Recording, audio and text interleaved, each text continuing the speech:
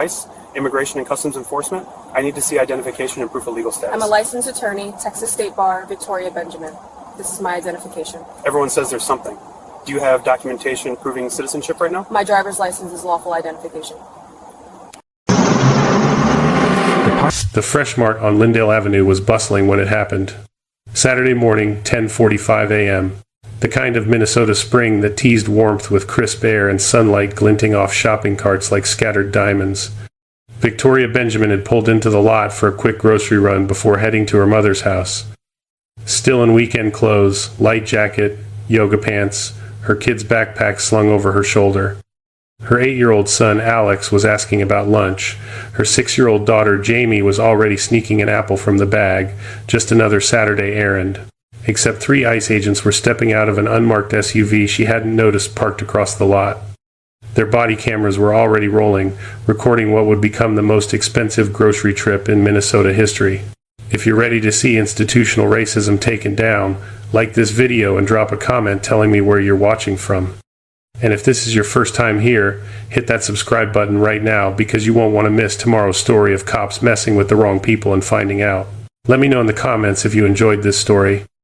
Agent Dwight Palmer led the approach. His partners, Agents Kowalski and Briggs, spread wide in a tactical formation like they were corralling something dangerous. Victoria saw them coming as she opened the trunk, read the spacing, the hands hovering near their belts, the body language of men who'd already made their decision. 15 years of practicing law, of reading courtrooms and depositions and hostile witnesses, had taught her to catalog threats in seconds. Federal agents, immigration and customs enforcement patches visible on their tactical vests, moving toward her rental car like she was already guilty of something. She knew where this was headed before Palmer reached her bumper. Alex stood by the cart, mid-sentence about what Grandma might cook for dinner. He stopped talking when he noticed the men approaching, his excitement fading into confusion. Jamie hugged the apple bag tighter, her small frame pressing against Victoria's leg.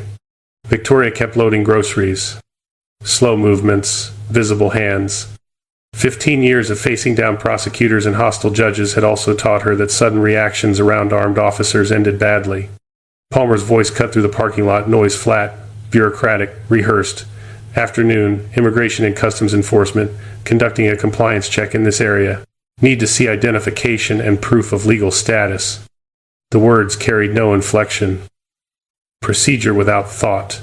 Authority without question. Victoria straightened, keeping her hands where they could see them, the bag of bread still in her grip. I'm a licensed attorney, Texas State Bar, Victoria Benjamin. My identification and bar card are in my wallet in the vehicle. She gestured slowly toward the open car door, making sure every movement was deliberate and clear. Palmer didn't move, didn't let her move. Everyone says there's something. Got any documentation on you right now proving citizenship? The way he said it left no room for doubt. He didn't believe her. Victoria felt the familiar heat ignite in her chest, the quiet fury that came from being treated like this in a grocery store parking lot with her children watching. Wearing weekend clothes on a Saturday morning, visiting family, my driver's license is in my wallet, my Texas State Bar card is with it. I've been a practicing attorney for 15 years. If you call the State Bar of Texas, they'll verify everything. We'll verify once we've established identity and status. Palmer's voice had gone colder now, sharper. Jamie's small hand found Victoria's. Mama? It's okay, baby. Victoria kept her eyes on Palmer, her voice low and steady.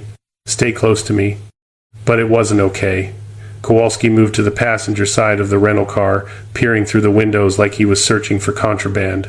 Briggs positioned himself near the cart, cutting off any exit toward the store. The SUV blocked her from behind. She was boxed in. Victoria reached slowly for her purse on the passenger seat.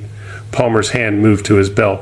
Stop. Don't reach for anything. Step away from the vehicle. I'm retrieving my identification.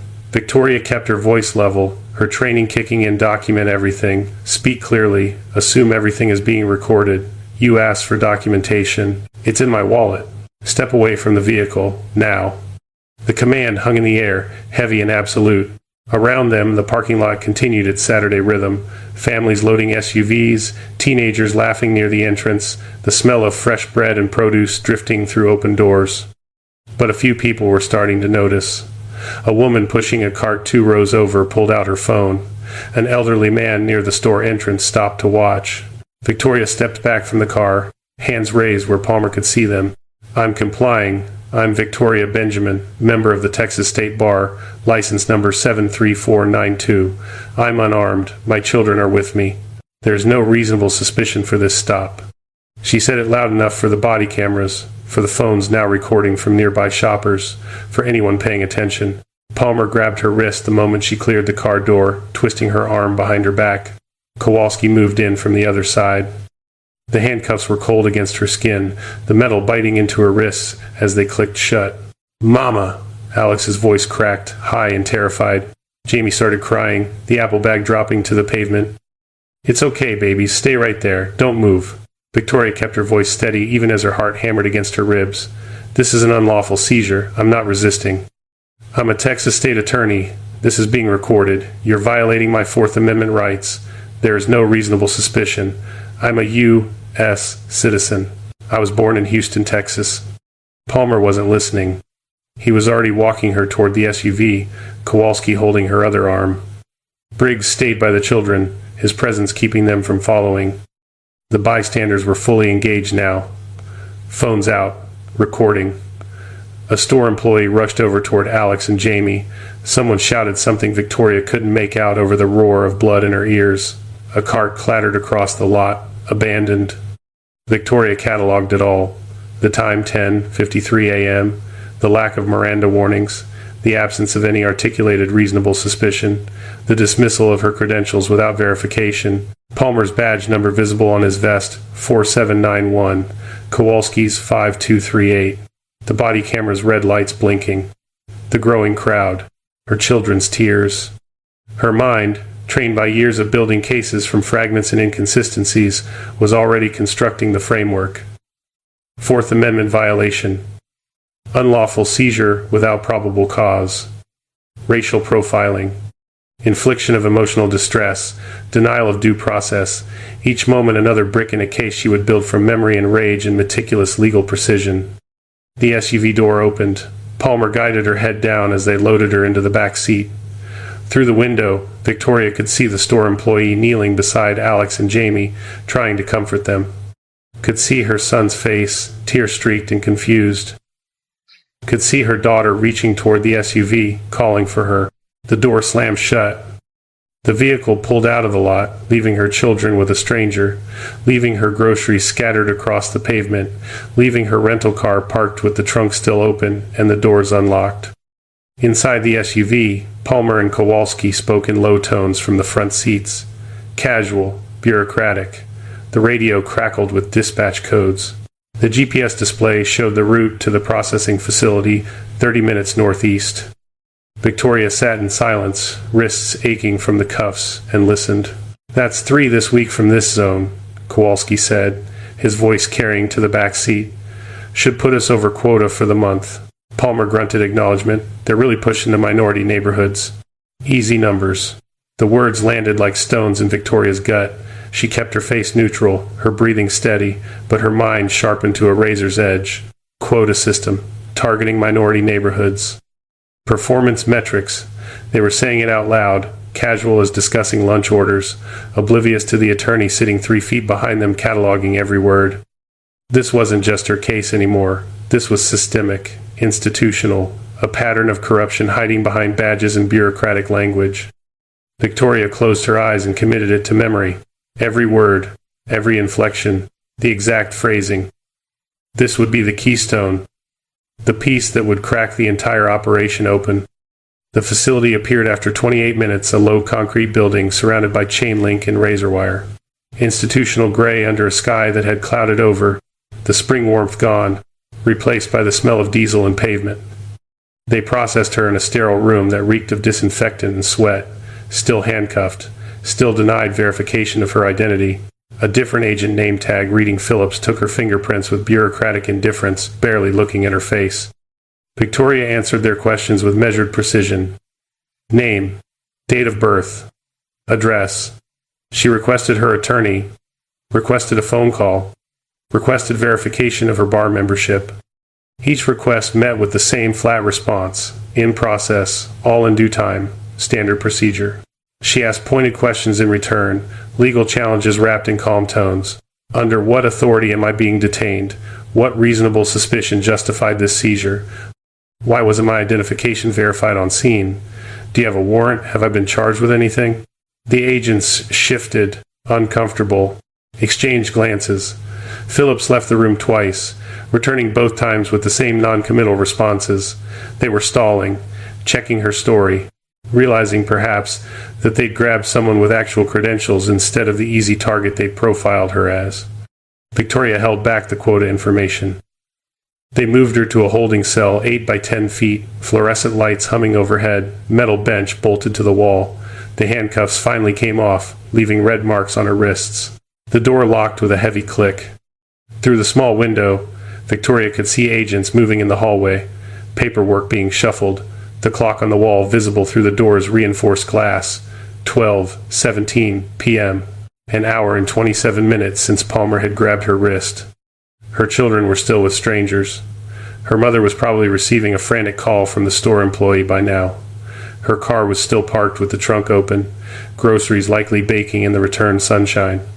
And she was locked in a cell, her professional credentials dismissed, her constitutional rights violated, her family traumatized, all because 3 federal agents saw a black woman in casual clothes and made assumptions that had nothing to do with evidence and everything to do with the color of her skin.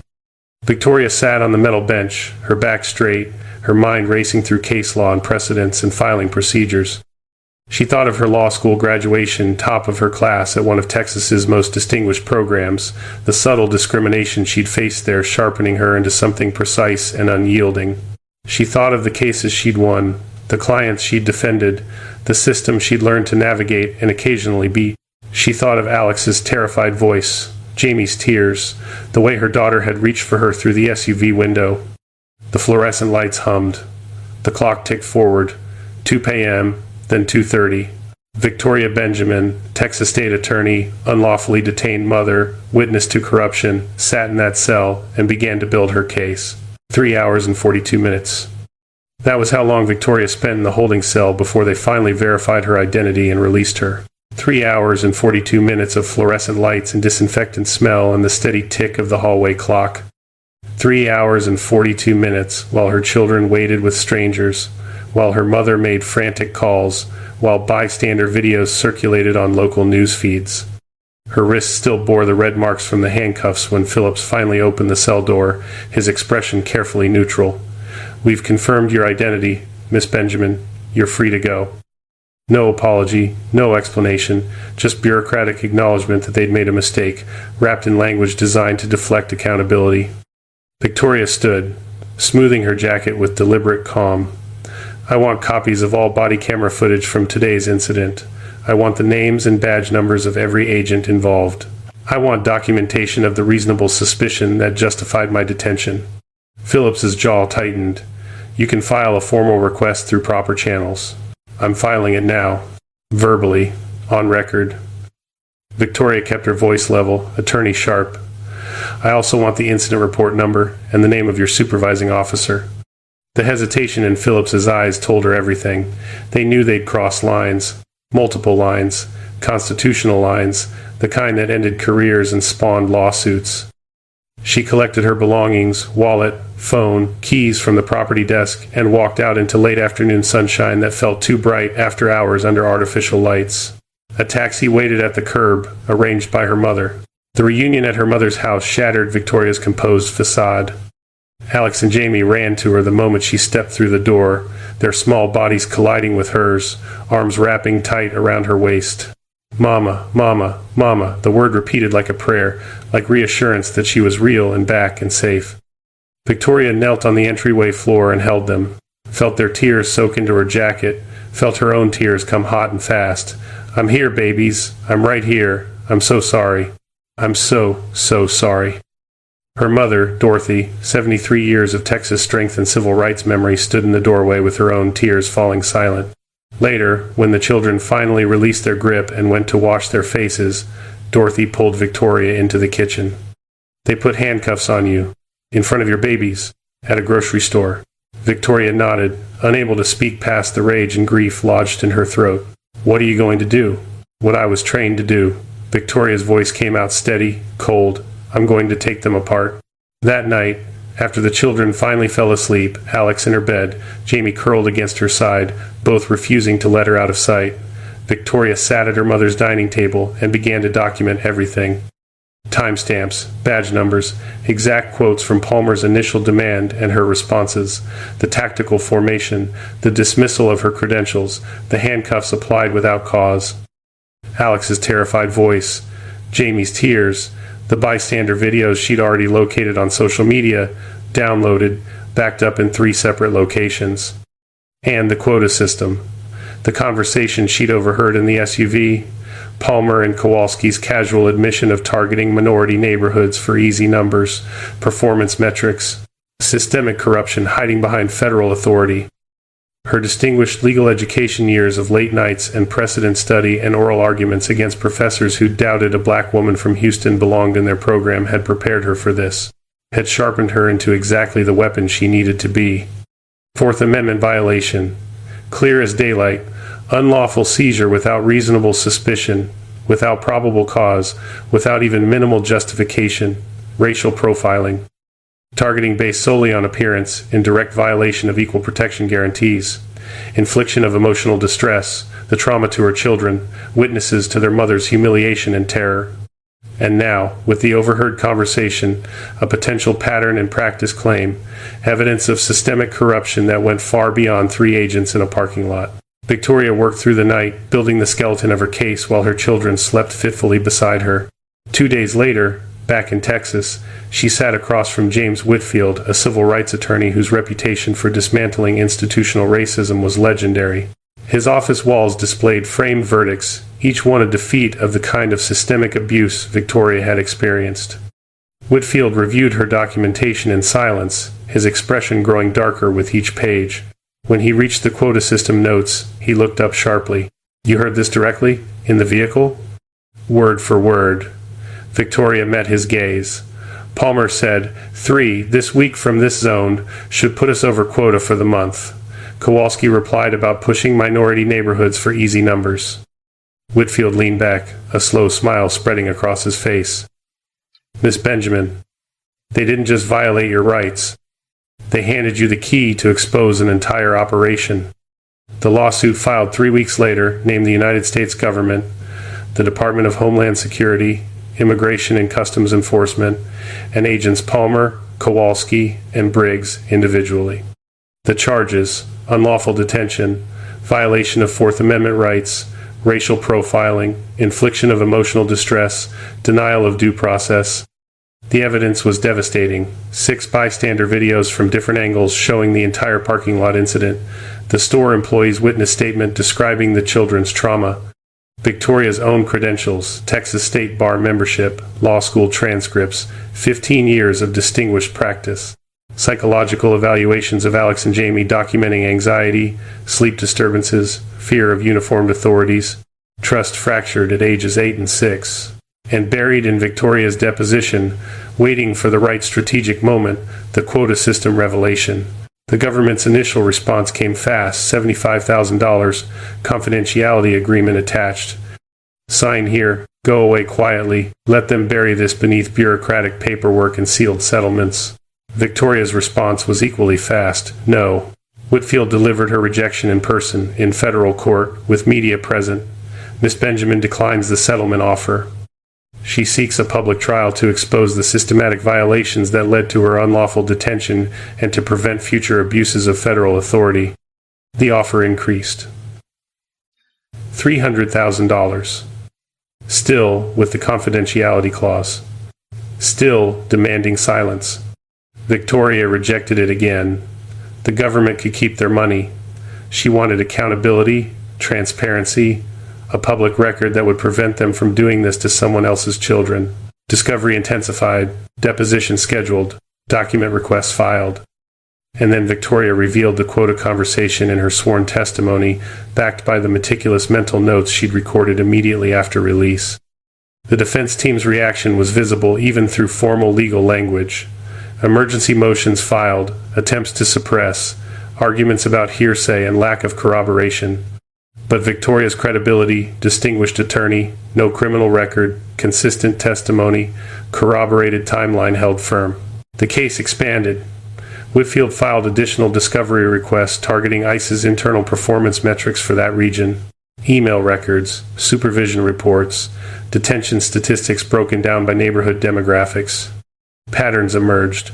Minority neighborhoods targeted at rates 3 times higher than predominantly white areas despite identical legal status distributions. Detention quotas tied to agent performance reviews. Bonuses linked to numbers rather than legitimate enforcement. Victoria spent her evenings preparing testimony while balancing motherhood. Alex still woke with nightmares. Jamie asked repeatedly if the men would come back. Victoria enrolled them in therapy, sat through sessions where they drew pictures of that day, stick figures with handcuffs, crying faces, SUVs looming large. Do you believe federal agents need stricter guidelines to prevent baseless immigration checks? Drop yes or no in the comments below, and share why such accountability could shield families from heartbreaking ordeals like this. Perhaps even share this story to spread awareness. She also began mentoring. A young law student, Jasmine Torres, first-generation college graduate from a marginalized Houston neighborhood, reached out after reading about the case. Victoria took her on, taught her how to build arguments from evidence fragments, how to stay composed under cross-examination, how to channel rage into precision. Supporters rallied. Community activists organized courthouse vigils for the trial date. Fellow attorneys offered pro bono research assistance. Local news coverage grew into national attention. The case that had started in a grocery store parking lot was becoming a referendum on federal authority and racial profiling. The government made one final settlement offer, $1.2 million, no confidentiality requirement. Victoria considered it for exactly 3 minutes before declining. This isn't about money. This is about making sure they can't do this again. Trial preparation consumed her final weeks. Mock cross-examinations, exhibit organization, witness coordination. Whitfield prepared her for the defense's inevitable attacks that would question her memory of the Quota conversation, challenge her emotional state, argue about legal technicalities and qualified immunity. Victoria prepared differently. She reviewed her children's therapy notes, watched the bystander videos until she could recite every word she'd spoken in that parking lot, studied the Fourth Amendment case law until she could cite precedents in her sleep. She drew on Texas roots, generations of civil rights, perseverance, the memory of her grandmother who'd marched in Houston in the 60s, the legacy of resistance against institutional prejudice. This case was bigger than her humiliation. It was about Alex and Jamie learning that injustice had consequences, that power, when abused, could be challenged, that their mother's credentials and dignity mattered.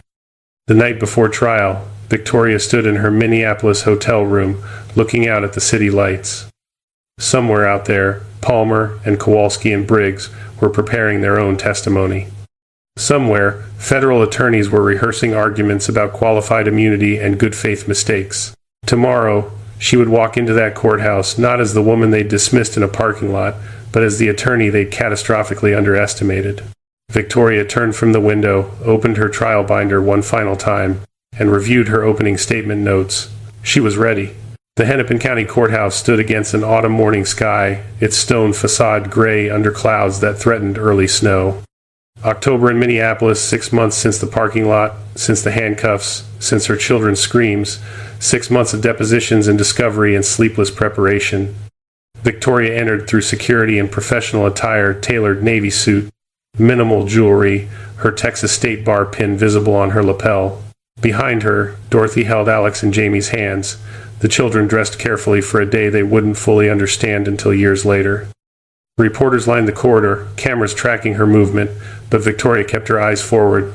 The courtroom was packed. Activists in the gallery wearing shirts that read Quota Justice and End Racial Profiling, fellow attorneys from civil rights organizations, media filling the press section, and at the defense table, Palmer, Kowalski, Briggs in suits instead of tactical vests, flanked by federal attorneys whose expressions carried the weight of a case they'd underestimated. Judge Andrea Thornton, a black woman whose reputation for precision was legendary, took the bench at 9 a.m. The jury, 8 women, 4 men, diverse in age and background, filed in with faces carefully neutral. Whitfield's opening statement was surgical. He presented synchronized footage from 6 angles: body cameras, bystander phones, security cameras from the Fresh Mart. The jury watched Victoria load groceries in real time, watched the agents converge, watched her present identification that was dismissed without verification, watched her children's terror as handcuffs clicked shut, watched her voice remain steady while asserting her rights, citing constitutional protections, identifying herself over and over while being dragged away. The defense argued good faith, routine compliance check, no racial motivation, unfortunate misunderstanding quickly corrected upon proper verification. Agent Palmer testified first, his narrative polished by federal coaching. They'd received intelligence about undocumented individuals in that area, had approached Victoria based on behavioral indicators, had followed standard protocol. Whitfield destroyed him on cross-examination. What specific behavioral indicators? Palmer hesitated. General demeanor. Miss Benjamin was loading groceries with her children. Is that suspicious behavior? The jury leaned forward. In the context of our intelligence, Palmer started. What intelligence? Produce it. Whitfield's demand echoed through the courtroom. The defense couldn't. No specific intelligence, no actionable tip, nothing beyond Palmer's assertion that Victoria had looked out of place. Looked out of place? How? Whitfield pressed. Palmer's silence was damning. Victoria's testimony came on day 3. She detailed her career, 15 years of distinguished practice, law school honors, complex cases won through meticulous preparation. Described that Saturday morning, the casual family errand, the sudden confrontation, her children's fear, the handcuffs biting her wrists while she recited her credentials, her rights, her citizenship, all dismissed because 3 agents looked at her skin and made assumptions. Then she revealed the Quota conversation, word for word, exactly as she documented. Palmer's voice saying, 3 this week from this zone. Kowalski's casual agreement about pushing minority neighborhoods for easy numbers. The courtroom went silent. Whitfield entered her mental notes into evidence pages written the night of her release, time-stamped, witnessed by her mother. The defense objected frantically, hearsay, uncorroborated. But Victoria's credibility held. Her profession, her training, her documented timeline, her lack of any motive to fabricate. The defense crumbled further when Whitfield introduced discovery documents they'd fought to suppress, internal ICE emails discussing performance metrics tied to detention numbers, supervision reports praising agents for aggressive enforcement in target zones that were 85% minority neighborhoods, statistical analysis showing detention rates 3 times higher in Black and Latino areas despite identical legal status demographics. The quota system wasn't speculation, it was policy hiding behind euphemism. Expert witnesses followed. Dr. Patricia Nwosu, child psychologist, testified about Alex and Jamie's trauma, sleep disturbances, anxiety around uniformed authorities, trust broken at developmental stages where security is foundational. She showed the jury drawings the children had made stick figures with handcuffs, crying faces, SUVs that dominated the page like monsters. Constitutional law expert Professor David Reeves detailed Fourth Amendment violations. No reasonable suspicion, no probable cause. Detention extended hours beyond any justification. Credentials dismissed without minimal verification effort. Each element a textbook example of unlawful seizure. The defense's qualified immunity argument that agents couldn't have known their actions were unlawful collapsed under the weight of Victoria's clearly stated objections, her repeated identification, her citation of specific constitutional protections while being detained. They'd been told, explicitly, that they were violating her rights. They'd proceeded anyway. Closing arguments spanned an afternoon. The defense urged mercy, understanding the difficulty of federal enforcement in complex situations. Whitfield countered with simplicity. Victoria Benjamin presented identification. Her credentials were verified. She was detained anyway. Her children watched their mother handcuffed and removed. Because 3 agents saw a Black woman and couldn't imagine she might be exactly who she said she was. The jury deliberated 5 days. Victoria spent them in controlled waiting, mornings with her children, reading to them, answering their questions about the trial with age-appropriate honesty, afternoons reviewing notes with Whitfield, preparing for possible outcomes, evenings with Dorothy, drawing strength from Texas roots and civil rights legacy. On the 5th day, the jury sent word. Verdict reached. The courtroom filled again. activists, media, supporters who'd followed every moment. Victoria sat at the plaintiff's table, hands folded, breathing steady. Alex and Jamie remained with Dorothy in a separate room, shielded from whatever came next. Judge Thornton read the verdict form. On the charge of unlawful detention, guilty. On the charge of Fourth Amendment violations, guilty. On the charge of racial profiling, guilty. On the charge of infliction of emotional distress, guilty. Unanimous on all counts. The damages phase took another day. Compensatory damages for Victoria's trauma, for her children's psychological harm, for violations of constitutional rights. Punitive damages against the individual agents and the government agency that had fostered a quota system prioritizing numbers over legality. The final award, $15.4 million. The courtroom erupted. Applause from the gallery despite Thornton's gavel. Activists shouting victory. Media rushing for statements. At the defense table, Palmer stared at the floor. Kowalski's face had gone gray. Briggs sat motionless.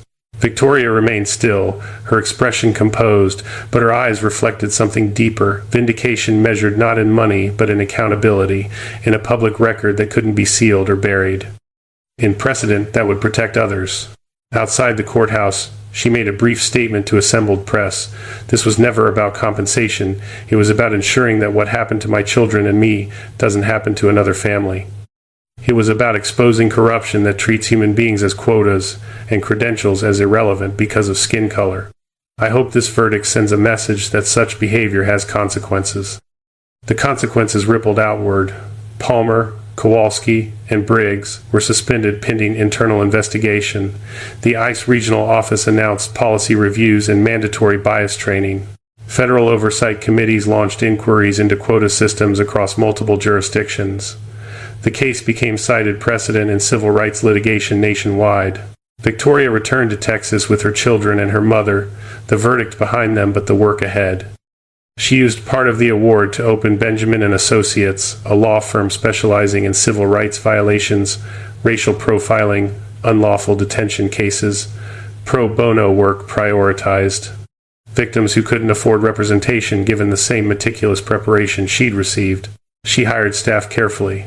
Young attorneys from marginalized backgrounds who understood systemic abuse from personal experience, paralegals who'd faced discrimination, investigators who knew which neighborhoods were targeted and why. The firm became a beacon.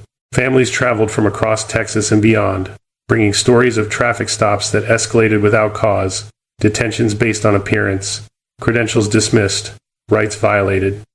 Victoria took each case personally, building arguments from evidence fragments, teaching her staff to channel rage into precision. She also mentored.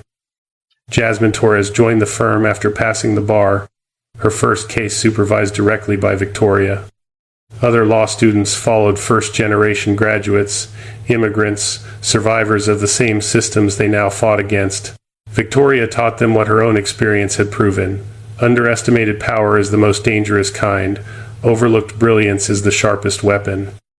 Alex and Jamie grew up watching their mother's purpose. Therapy continued, the nightmares fading gradually, replaced by understanding. By age 10 and 8, they could articulate what had happened to them. Unlawful detention, racial profiling, systemic injustice. Could explain why their mother worked late preparing cases. Could see justice not as something granted, but as something claimed through evidence and persistence.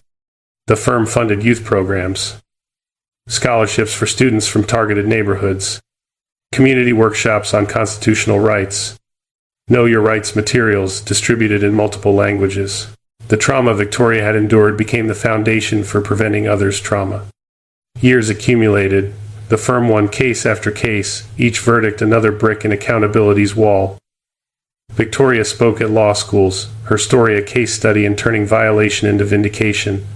She returned to her alma mater in Texas, the distinguished program where she'd faced subtle discrimination and lectured to new students about resilience, strategy, the long game of dismantling bias. The Freshmart parking lot, meanwhile, installed a small bronze plaque near the entrance. Witness injustice, document truth, demand accountability. Below it, a QR code linking to resources on civil rights and legal aid. Shoppers passed it daily, most without noticing, but some stopped to read, to remember, to understand that ordinary moments could become extraordinary reckonings. Victoria drove past similar scenes, often grocery stores, parking lots, everyday spaces where families moved through routine errands. She thought about that Saturday morning 6 years ago, 7 years ago, eventually a decade ago. Thought about the woman she'd been then distinguished attorney already, but underestimated, dismissed, humiliated, and the woman she'd become still distinguished, but no longer overlooked. A force that had dismantled institutional corruption, established precedent, built a legacy of accountability that rippled outward with every case, every verdict, every family she helped. She thought about Alex and Jamie, teenagers now, watching her work with pride instead of fear, learning that power abuse could be challenged, that credentials mattered, that their mother's dignity, once violated, had been reclaimed through method and evidence and unyielding persistence. Victoria pulled into her own driveway one evening, groceries in the trunk, ordinary Saturday errands complete without incident. Inside, her children helped unload bags while discussing their week. Dorothy visited for dinner, her Texas strength and civil rights memory a foundation that had held through everything. Later, Victoria returned to her home office, reviewed case files for Monday's hearing, mentored a young attorney via video call. The work continued. It would always continue. Because systems didn't dismantle themselves. Because bias didn't fade without confrontation. Because the line between acceptable and unacceptable had to be drawn, reinforced, defended. Victoria Benjamin had drawn that line in a Minneapolis parking lot with her children watching. Had reinforced it through $15.4 million in damages, had defended it through a firm that turned victims into advocates and trauma into transformation. The grocery store confrontation had cost 3 agents their careers and the government millions. But the real cost, the permanent cost, was the message sent to every federal agency, every officer, every system that assumed credentials didn't matter when skin color did. They'd underestimated the wrong woman. They'd traumatized her children. They'd handed her evidence of their own corruption. And she'd made sure the entire country knew the consequences. The fluorescent lights of her office hummed softly. Outside, Texas night settled over quiet streets. Victoria closed her case file, turned off her desk lamp, and went to join her family. Tomorrow, another case, another family seeking justice, another opportunity to ensure that what happened to her became harder, rarer, costlier for those who would repeat it. The work was never finished, but the line held firm. And that was enough. If you like this video, make sure to hit that like button, subscribe, and turn on the notification bell so you don't miss the next story. Share this video with someone who would appreciate it, and let's keep building this community together. And before you go, drop a comment below. I'd love to hear your thoughts on what stood out to you the most. Until next time, stay safe, stay curious, and I'll see you in the next.